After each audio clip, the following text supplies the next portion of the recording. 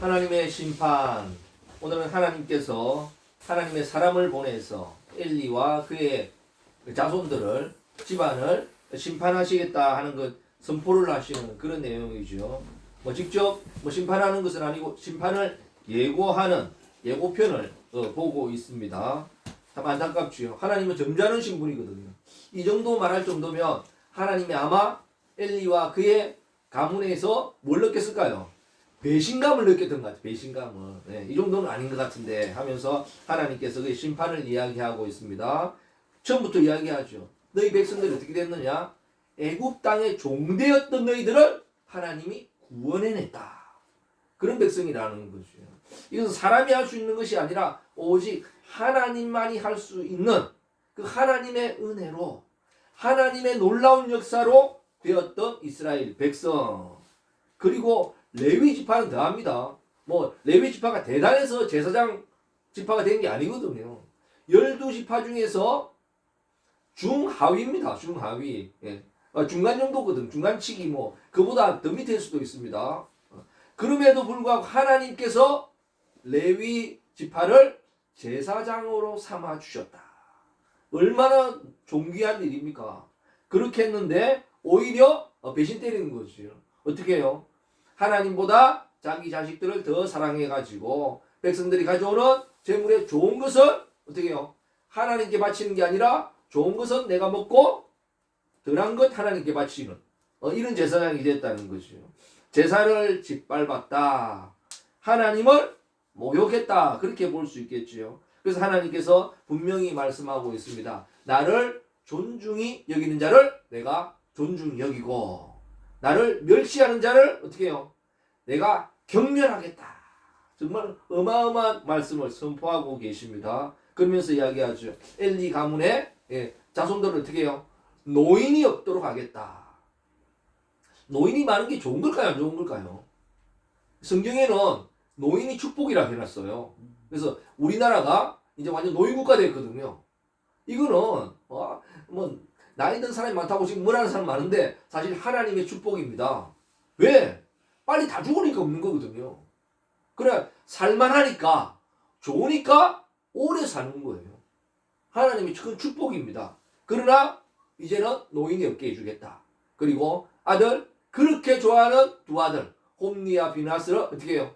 하루 같은 날 그걸 바로 죽이겠다는 거죠. 이런 정말 충격적인 이런 선포의 말씀을 하고 있습니다. 그러면서 마지막으로 이야기하죠. 하나님께서 나를 위하여 충실한 제사장을 일으키겠다. 그는 나의 뜻, 나의 마음대로 나의 마음을 그대로 전하고 행하겠다는 거죠. 그리고 기름 부은 자 오기까지 앞에서 기름 부은 자 앞에서 영구히 행하게 될 것이다. 주님을 섬기게 될 것이다. 다윗을 이야기하고 있으며 더 멀리는 예수님까지 이야기하고 있습니다. 참 놀라운 그런 하나님의 그 선포입니다. 하나님의 심판 좋아하는 사람 없을 것입니다. 심판 좋아하는 사람 없죠. 다 하나님의 축복 받으려고 나왔고 그렇지 않습니까? 그런데 심판 정말 놀랍고 충격적입니다. 하나님의 심판은 있습니다. 우리 개인에게도 하나님의 심판이 있습니다. 그리고 나라에도 하나님의 심판이 있어요. 전 우주적으로도 하나님의 심판이 마지막에 일어나게 될 것입니다.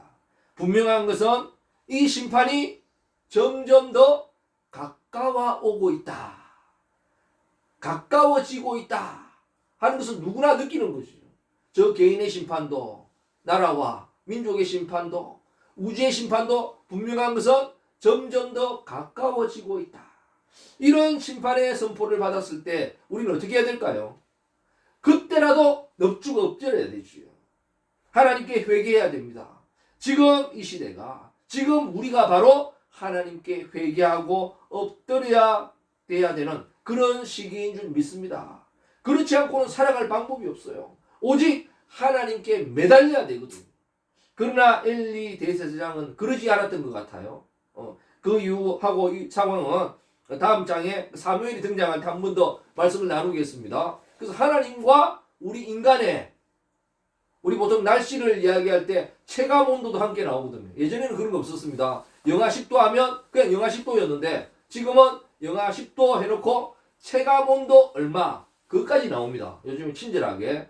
왜 그런가 하면 실제 온도하고 우리가 느끼는 온도하고 상당히 차이가 있어요. 있을 때가 있습니다. 그래서 계속 추울 때는 잘 모르는데 계속 추울 때는 또 더 춥게 느껴질 수도 있고 또 춥다가 좀 덜 추우면 별거 아니네 하는데 실제 온도는 대단히 추운 그런 경우도 있습니다. 그래서 이것은 바람의 영향도 있고 습도 여러 가지 환경적인 요인도 있기 때문에 또 그렇습니다. 그런데 여기 왜 그런 이야기를 하는가 하면 하나님의 온도하고 체감 온도하고 엘리의 체감 온도가 상당히 차이가 있는 것 같아요. 하나님은 정말 분노해가지고 선포하는 거거든요, 이게. 근데 받아들이는 엘리는 어떻게 받아들일까요? 하나님께서는 참다가 더 이상 못 참아가지고 이제 안 되겠다. 한 대 맞자. 그런 하나님이신데 오늘 본문이 그거거든요. 그런데 엘리는 어떤 입장인가? 아니 내가 잘못한 것도 아닌데 왜 하나님은 나한테 화를 내시지? 이런 표정이에요. 이런 차이가 있어요. 야, 참 문제이죠. 그리고 엘리 대제사장은 또 하나의 이유는 뭔가? 자기가 너는 제사장 직분에서 파면이다. 너는 죽는다. 그래서 깜짝 놀랐을 거예요. 그래서 아이고 하나님 살려주세요. 바지가랑이 붙잡았지 않겠습니까? 그러나 자기의 심판이 아니라 누구예요? 너 아들 죽는다. 그러니까 일단 자기하고는 한 다리 걷는 거예요. 자기하고는 한 다리. 그러니까 살았다. 나는 안 죽는 거구나. 그래가지고 아마 그런 것도 있을 것 같아요. 그래서 자기 아들이 잘못한 것 때문에 아버지가 벌을 받는다. 그게 성경적으로 좀 맞을까요? 아버지가 잘못해가지고 자식들이 벌을 받는다. 그게 맞아요. 어떻게 해요? 성경에는 우상 숭배하면 3, 4대까지 저주를 받는다 그랬거든요. 뭐 그런 것도 있지만 그러나 자식의 죄 때문에 아버지가 벌을 받고 아버지의 죄 때문에 자식이 벌을 받는 이건 뭐 연좌제라고 합니다. 연좌제. 그래서 성경은 연좌제를 폐지한 것입니다. 그런 거 없다고 이야기합니다. 자기 죄 때문에 자기가 죽는다. 성경은 그렇게 이야기하거든요. 그래서 연좌제가 없어요. 그래서 아들 잘못 때문에 엘리한테 뭐 할 그건 없는 겁니다. 성경적으로 보면. 그렇지만 왜 그럴까요? 왜 엘리를 하나님께서 나무랄까요? 자기 자식들이 잘못한 것도 쉽게 말해서 교육 잘못한 책임은 있지만은 그래서 형법상의 책임은 없어요. 아버지는 어떤 책임일까요? 도의적인 책임이 있는 거지. 자기 자식 잘못 가르친 거 도의적인 책임이 있는 거지 직접적인 책임은 없습니다. 근데 하나님께서는 왜 이렇게 화를 내실까요? 그 이유가 뭘까요? 예수님 보면 잘 알거든요. 제사장이 뭔가? 제사장은 뭐 하는 거예요? 자기 백성의 죄를 짊어지고 하나님 앞에 나아가는 것입니다. 대신 지고. 그게 제사장의 직무입니다. 제일 큰 직무거든요. 그래서 예수님 보면 잘 알잖아요. 예수님 보면 예수님을 어떻게 예언해놨느냐. 이사야 선지자는 예언해놨죠. 세상 죄 지고 가는 어린 양이다. 어린 양이 오고 있어요. 큰 양도 아니고 조그마한 양이 그 귀여운 뽀송뽀송한 양이 오고 있는데 어떻게 해요? 그 예쁘게 오고 있는데 희한하게 그 위에는 어마어마한 세상 죄를 그 무거운 세상 죄를 그 조그마한 양이 지고 낑낑거리면서 오고 있는 거예요. 우리 세상 오고 있는 것입니다. 낑낑거리면서 땀 찔찔 흘리면서 그런 예수님을 봤어요. 이야 놀라운 표현 아니겠습니까? 바로 이게 진짜 제사장의 모습이거든요. 그래서 내가 지은 죄가 아니에요. 내 잘못이 아니에요. 일단 한 다리 건너 있어요. 그러나 제사장은 그렇지 않다는 거죠.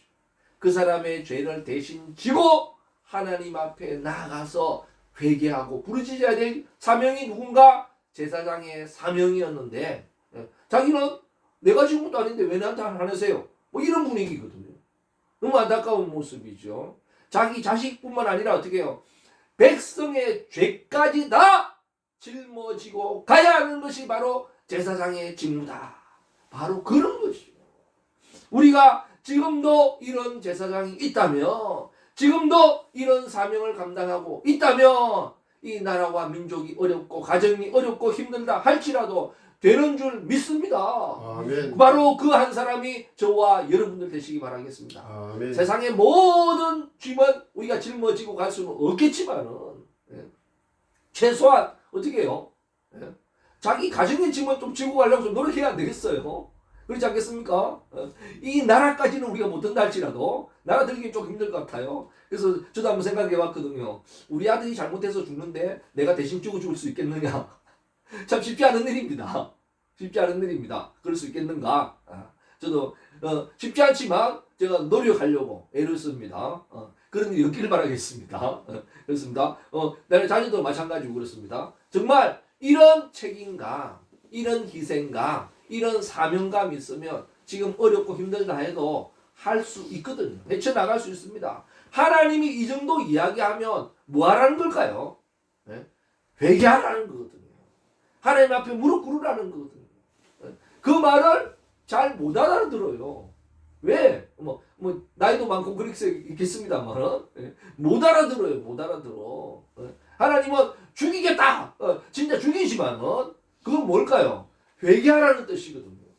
하나님의 경고입니다. 하나님은 처음에도 이야기했지만 하나님은 오래 참으시는 분입니다. 하나님은 바로 멸하는 게 아니라 사실은 뭐 하세요? 주의 주고 경고 주고 하거든요. 이 경고 줬을 때 어떻게 해요? 경고 받았을 때 선수가 조심해야 되겠구나. 그렇게 하면 퇴장 안 나가거든요. 경고했는데 내가 잘못한 게 뭐라고 자꾸 경고 주냐고. 이게 너무 편파적인 판정 아니냐? 하고 계속 그렇게 하면 결국 퇴장 당하거든요. 정말 지금 이런 그 시대라고 볼 수 있겠습니다. 그래서 좀 더 조심하고 좀 더 어떻게 해요? 겸손하고 좀 더 주님 앞에 회개할 수 있는 그런 우리 나라와 민족, 우리 한국 교회가 된다면 하나님께서 함께 하실 줄 믿습니다. 아멘. 정말 하나님이 얼마나 사랑하는 민족인지 하나님이 보호하사 우리나라 만세거든요. 우리 대한민국 정말 대단한 민족이에요. 왜냐하면 저 어릴 때 왜 하나님이 보호하사지 왜 보호가 뭐냐 그런 생각했거든요. 그래서 보호가 보호보다 더 좋은 말이에요. 왜냐하면 하나님이 보호하고 하나님이 도우신다. 와, 이거 얼마나 보호하는 것만도 대단한데 하나님이 도우신다는 거지. 정말 위대한 민족입니다. 우리 조상들이 참 대단한 걸 깨달았거든요. 그게 뭔가 하면 운칠기삼이에요. 도박판에서 깨달았습니다. 고스톱 치다가 깨달은 거거든요. 돈 다 잃고 눈물 흘리면서 그들이 깨달았던 진리가 뭐냐? 운칠기삼이었어요. 말 그대로 하면 운이 7이요 기술이 3이다. 아무리 기술 좋다고 돈 따는 거 아니더라는 거지. 이 세상에 운동선수가 아무리 실력 좋다고 금메달 따는 거 아니더랍니다. 금메달 누가 따느냐? 실력 좋으면서 어떻게 해요? 큰 운까지 따라줘야 금메달 따더라는 거지. 그걸 알았어요. 우리 조상이 눈물 흘리면서 그걸 깨달았다니까요. 아무리 노력한다고 다 부자 되는 게 아니에요. 노력하는 사람이 어떻게 해요? 큰 운까지 따라줘야 부자가 되는 것입니다. 열심히 노력한다고 부자 될 것 같으면 북한이 제일 잘 살아야 되지요. 새벽 별보기 운동, 천리마 운동, 안식이 운동, 뭐 온갖 거 다 하는데 그렇게 뼈 빠지게 일하는데 왜 제일 가난하게 살아요? 노력만 한다고 되는 게 아닙니다. 하나님께서 함께 하시죠. 이 운이 우주의 기운이 아니라 사실 성경적으로 보면 뭔가 하나님이 보호하사지요. 하나님이 지키고 하나님이 보호하고 하나님이 밀어줘야 되는 것입니다. 우리 대한민국이 된 이후 열심히 노력했어요. 그러나 누가? 하나님이 지키고 하나님이 밀어줘서 된 것입니다. 그 대한제국을 넘어서 지금은 대한민국이 될 수 있었던 그 이유가 무엇입니까? 하나님이 보호하고 하나님이 밀어줘서 됐다는 사실을 믿으시기 바랍니다. 네, 지금도 하나님이 밀어주면 되거든요. 그런 민족이기 때문에 지금 한류가 된 거 아니겠습니까? 우리가 지금 올해는 을사년이라 부르거든요. 푸른 뱀의 해다 이래가지고 첫 해부터 좋아가지고 혀를 낼름거리는 사람이 있을 텐데 사실은 을사년 60년마다 한 번씩 돌아옵니다. 60년마다. 그래서 환갑이잖아요. 그래서 환갑을 맞이하고 두 환갑을 맞이한 을사년이 있습니다. 그때 어떤 일이 일어났는가? 을사조약이 있었던 그런 해입니다. 우리는 얼싸 좋다, 을사년이면 좋겠는데 사실 역사적으로 보면 그런 좋은 역사가 아니라 우리 민족에 큰 아픔이 있었던 이런 해거든요. 그걸 다 잊어먹은 것 같아요. 두 환갑 전에 120년 전에 을사조약. 이 을사조약이 뭔가? 우리는 지금은 학생들이 을사늑약이라고 배웁니다. 왜 그런가 하면 그때는 제국시대였어요. 우리나라도 대한제국이었어요. 그건 거의 막 깡패나라였습니다. 깡패나라. 그래서 그 나라를 보호해준다고 하면서 뭐 했을까요? 보비 뜯어내면서 살았던 그런 시대거든요. 거의 깡패와 조폭 수준의 그런 나라들이었습니다. 힘 있는 나라가. 우리나라도 대한제국이었는데 이름만 제국이지 삥 뜯기는 나라였어요. 힘이 없기 때문에.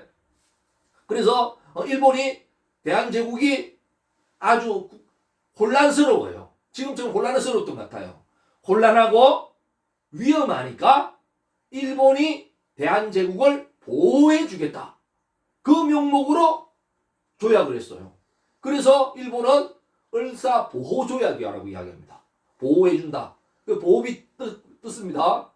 그러나 알고 보니까 뭐였어요? 보호해주는 게 아니라 국권을 강탈한 거다. 늑탈한 거다. 빼앗긴 거다. 그걸 깨달았어요. 늦게. 그래서 지금은 뭐라 불러요? 우리나라 사람들은 을사늑약이다. 그렇게 칭하거든요. 바로 120년 전에 이런 일이 일어났어요. 그걸 다 잊어먹었나 이거지요. 너무 안타깝지요. 그 아픔, 그 힘든 것을 다 잊어먹은 것 같아요. 그래서 보호해준다. 그래서 실제는 뭐 했을까요? 보호비만 뜯다가 보니까 통째로 먹으면 더 좋겠네 생각하고 어떻게 해요? 보호해주다가 어떻게 해요? 야, 일본이 보호해주는데 군대가 뭐 필요하냐? 대한제국에. 그래서 2년 뒤에 군대 해산했습니다. 그 힘없는 나라가 군대까지 해산하니까 이제 뭐 게임 끝난 거지. 뭐. 을사조약 5년 뒤에 한일 합병됩니다. 우리 어릴 때는 왜 한일 합방이라 불렀는지 모르겠어요. 뭐 부부 합방도 아닌데. 한일 합병됩니다. 그래서 이것을 뭐라면 경술국치라고 하거든요. 경술전에 일어났던 가장 치욕스러운, 나라의 치욕스러운 이런 거 그렇게 부르기라는 5년 뒤에 나라 완전히 망했어요. 없어졌어요. 우리나라 자체가 없어졌다니까요. 너무 끔찍한 일이 일어났었죠. 바로 120년 전에 일어났던 그런 일입니다. 그런데 아직도 정신도 못 차린다. 이건 충격적인 일이죠. 만약에 하나님이 도우지 않았다면, 하나님이 보호하지 않았다면, 하나님이 밀어주지 않았다면 대한민국 자체가 수립될 수도 없고 건국될 수가 없었어요. 지금 보세요. 우리는 대한제국을 넘어서 대한민국에 이르는 이런 나라거든요. 얼마나 대단해요. 예? 우리나라는 과거에 우리나라 좀 잘 나갈 때 2만 불 국민소득 2만 불 될 때 2만 불 되기 직전에 될까 말까 할 때 그때 어떤 일이 있었는가? 우리나라가 스스로 선진국이라 그랬어요. 선진국 남들은 인정 안 하는데 그렇게 하고 어떻게 해요? 돈 펑펑 쓰고 돌아다니다가 IMF 맞았거든요. 그렇지 않습니까? 지금은 달라진 게 뭔가?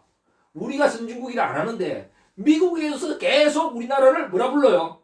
대한민국은 선진국이다. 선진국이다. 자꾸 그러는 거예요. 우리나라는 뭐라고 합니까?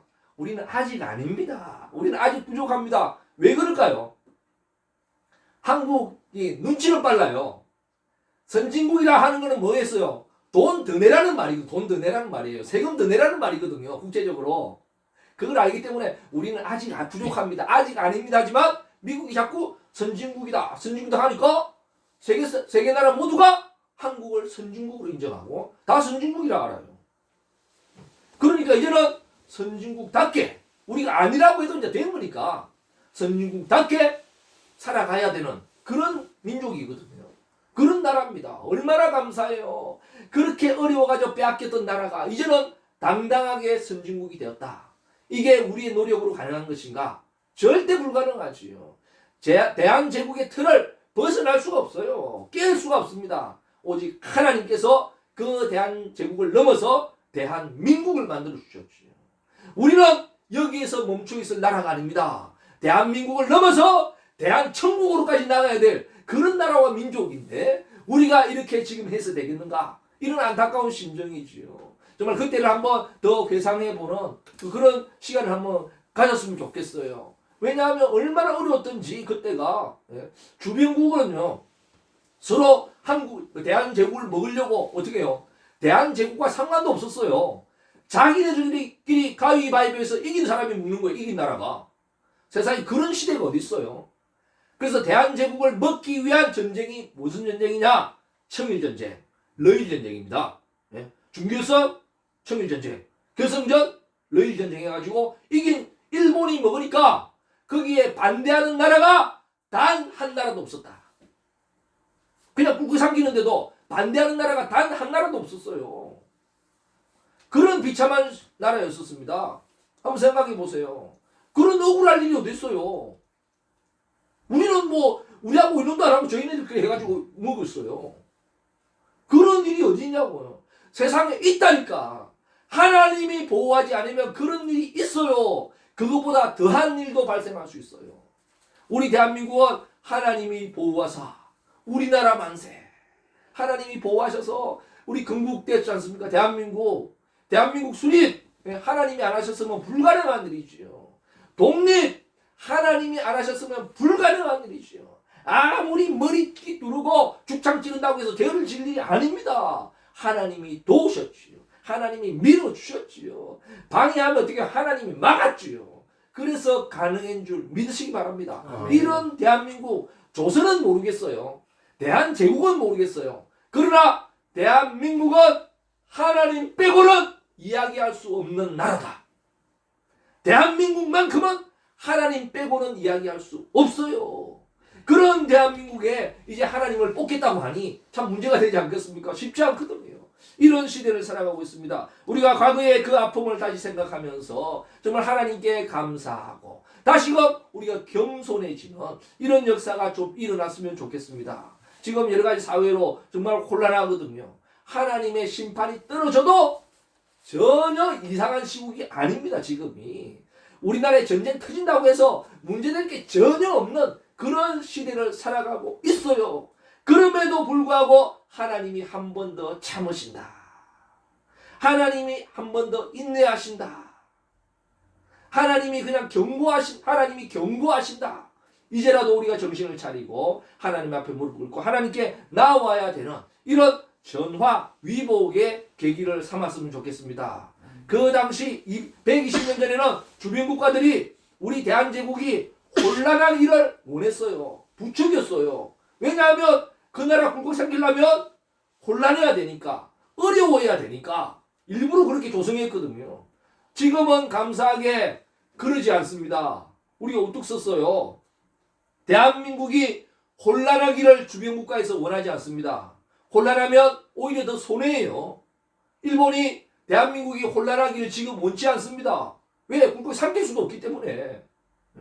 그리고 특별히 동남아는 대한민국이 좀 안정을 찾아서 여행 많이 오기를 바라고 있어요. 혼란해서 여행 안 오니까 힘들다고 난립니다. 대한민국 좀 안정 좀 되라고, 대한민국 잘 되라고 오히려 그들이 우리를 위해서 기도해주고 있습니다. 과거에는 주변 국가들이 우리 잡아먹으려고 날렸는데 지금은 주변국들이 우리 대한민국이 안정되라고 잘 되라고 기도하고 격려하고 있다니까요. 문제는 우리 안에서 싸우는 게 문제입니다. 안에서 싸우는 게. 이게 더 큰 문제죠. 그래서 오늘 제가 안 쓰던 사자성어 한번 써야 되겠습니다. 뭐겠습니까? 어부지리. 그래서 바닷가 가보니까, 물가에 가보니까 큰 조개가 햇빛 받아서 햇빛 안 볼 거라고 입을 크게 쭉 벌리고 있어요. 이걸 본 황새가 이게 웬 떡이냐 하고 확 달라들어서 그 조개살을 탁 물어버렸어요. 그러니까 눈 깜빡할 새보다 더 빠른 게 조개 입 다물새입니다. 조개 입이 딱 다물어보니까 그 긴 부리가 빠져나오지 못하고 그게 딱 물렸어요. 그러니까 둘 다 이러지도 못하고 있는 그런 상황입니다. 그래서 황새는 내가 물었기 때문에 내가 이겼다 하지만 조개는 어떻게 해요? 끝나거든요. 이제 죽을 판이에요. 그래서 딱 물었으니까 너도 죽는다 하고 딱 물어버렸어요. 근데 황새 그 긴 주둥이가 약하잖아요. 그거 부러지면 평생 굶어 죽습니다. 이러지도 저리도 못해갖고 이야기합니다. 이제는 야 이러다가 둘 다 위험하니까 어떻게 해요? 하나 둘 셋 하면 서로 같이 넣는 걸로 하자. 그래서 하나 둘 셋 꽉 둘 다 꽉 물어버렸어요. 하나 둘 셋 하면서 왜? 야 놓는다더니 왜 안 났어? 네가 안 놓을 줄 알고 나도 안 났다. 상대방이는 네가 안 놓을 줄 알고 나도 안 났다. 그러는 거예요. 이러다가 우리가 둘 다 죽으니까 다시 한번 하나 둘 셋 하는데 이번에 안 놓으면 배신자다. 이번에 안 놓으면 진짜 배신자다. 그래서 하나 둘 셋 하는데 어부가 있다가 요놈 잘 잡았다. 탁 잡아버렸어요. 그래서 한꺼번에 이거 양덕 누이 좋고 매부 좋고 도랑치고 가기 시작고 한꺼번에 둘 다 건져버린 거지. 지금 형국이 그와 같아요. 내가 물어서 내가 이긴 것 같지만 사실은 어떻게 해요? 자기도 물려 있어요. 내가 물어서 내가 이겼지만 이긴 게 아니라 자기도 물려 있다니까. 같이 물고 있으면 같이 망합니다. 지금 같이 망하는 그런 형국에 있지요. 뭐 비상계엄이든 탄핵이든 관계없어요. 이제는 같이 나야 사는 거예요. 같이 나야 사는 거예요. 하나가 물면 둘 다 물면 같이 물는 거예요. 정말 그래서 하나님 앞에 바르게 살아가는 우리 하나님이 보호하사 하나님 도움으로 살아야 될 거 아니에요. 우리가 열심히 노력했지만 누가 지키고 보호해 주셨습니까? 하나님이 보호해 주셨지요. 하나님이 밀어주셨지요. 하나님 안 밀어주면 방법이 없는 나라 대한민국. 하나님이 보호 안 하면 방법이 없는 나라 대한민국. 뭐 한 가지만 더 이야기하면요. 우리 하나님이 왜 대한민국을 도왔느냐? 우리나라 잠수함이 없을 때 북한에는 반잠수함을 먼저 만들었거든요. 그래서 깊이는 못 내려가지만 낮은 쪽에 딱 다니면서 그걸 탐지하기가 상당히 어려웠어요. 그래서 우리나라 아빠들을 막 돌아다니면서 휘젓고 다녔습니다. 그래서 이 반잠수정을 누가 발견했는가? 지금 전시되어 있는 게 두 척이 있습니다. 반잠수정 2대가 있어요. 우리 한국에. 어떻게 잡았는가? 그 막강한 60만 대군이 잡은 게 아니고 지금 국민의 지팡이라고 하는 경찰이 잡은 게 아니고 누가 잡았을까요? 발견했을까요? 어부. 고기배가 어부가 든지 그 고기배 그물에 걸려서 그 반잠수정이 그물에 걸렸다니까요. 그래서 어부가 좋아가지고 와 어마어마한 고래를 잡았다 하고 보니까 고래가 아니고 잠수정이 걸려 있어요. 이 잠수정이 잘 빠져나가는데 그물은 못 빠져나가는 것 같아요. 왜냐하면 스크류가 그물에 걸리고 이러니까 그물을 못 빠져 그렇게 잡혔어. 포획됐어요. 고래 잡히듯이 잡혔다니까. 또 하나는 어떻게 잡혔는가? 군인이 잡은 게 아니라 택시 기사가 신고해가지고 잡았어요. 반잠수정을 택시 기사가 신고해서 잡았다니까. 군인이 발견한 게 아니라니까. 경찰이 발견한 것도 아니에요. 택시 기사가 신고해서 잡았어요. 얼마나 대단해요. 하나님이 보호하셨죠. 하나님이 도우셨죠. 그러지 않았으면 우리나라 바다는 북한이 그냥 가지고 놀았을 거예요. 그렇지 않습니까? 하나님이 도우시면 된다니까요. 지금도 감사한 거는 우리나라의 택시기사들이 건재하다는 사실. 우리 한국 정말 희망이 있습니다. 택시기사들이 건재해요. 그렇지 않겠어요? 정말 이런 대한민국에 살아가고 있습니다. 왜 이런 이야기 하는가? 하나님이 함께 하셔야 된다. 지금도. 우리가 됐다고 우쭐하고 하나님 아니라고 내라고 아닙니다. 하나님 필요하죠. 지금도. 하나님 함께 하셔야 되고 우리 애국가 너무 잘 지은 것 같아요. 나는 애국가 우리 찬송가 이래야 된다. 그런 생각입니다. 하나님이 보호하사 대한민국만 우리나라 만세. 정말 이거는 찬송가지 찬송가, 애국가지 애국가. 천국에서도 불러야 될 그런 애국가인 줄 믿으시기 바랍니다. 정말 하나님이 함께 하셔서 지금도 이런 어려운 위기 자기 하나 살자고 계속 물어뜯지 말고 서로 물고 있지 말고 서로 나야 같이 사는 것입니다. 같이 사는 그런 대한민국이 되는 혼자 살아가는 나라가 아니라 함께 살아가는 그런 대한민국이 되기를 우리가 함께 기도하고 우리 교회가 앞장서고 우리가 가정이 앞장서는 그런 놀라운 역사로 올 한 해 정말 을사조약 을사늑약의 그 아픔이 아니라 을사좋다 을사년이 될 수 있는 그런 한 해가 되기를 주님의 이름으로 간절히 축원드립니다. 아멘.